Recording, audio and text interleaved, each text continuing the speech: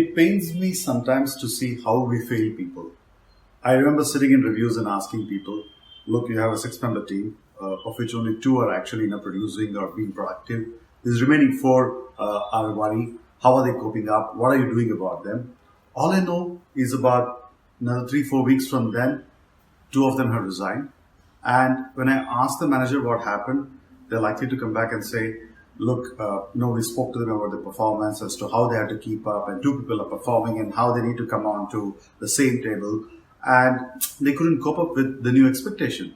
But I said, look, one of them actually won an award last year. What happened to them? Last year I think the person put efforts, but this year I see a kind of attitude problem creeping in. So the manager had things to say which possibly was not correlating with how we recognize the same people last year. Now I could very well relate to it.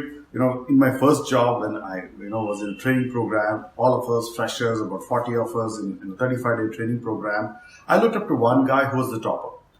He was good in everything. At the end of the training program, he even got an award. 6 months later, all of us went back to the headquarters to realize that he's not even in the company. They say he couldn't perform well, so he was asked to leave. And I was really shocked. That was the first time I realized that your top performers could have a bad time and they're no longer required.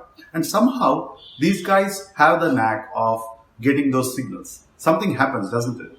When you walk into office, when you talk to your top performers, your eyes possibly light up. At least that's what one of them told me once. That, look, Kamal, when you're talking to this guy, your eyes are always lit up. And that's not the case with everybody. It's not about favoritism. It's about people who possibly are performing well. We tend to sort of gravitate more towards them. Everything they do, we like.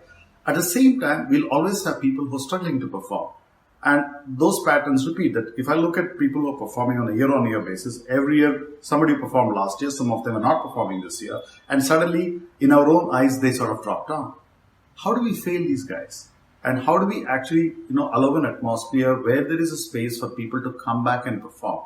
Are there organizations where this space exists, where people can rebound and actually encouraged to actually do well because they showed that potential when we hired them or they performed in the past? I think that's an organization that all of us look forward to. But somehow we tend to fail people more often than bring them up. Why does that happen? Let me know what you think.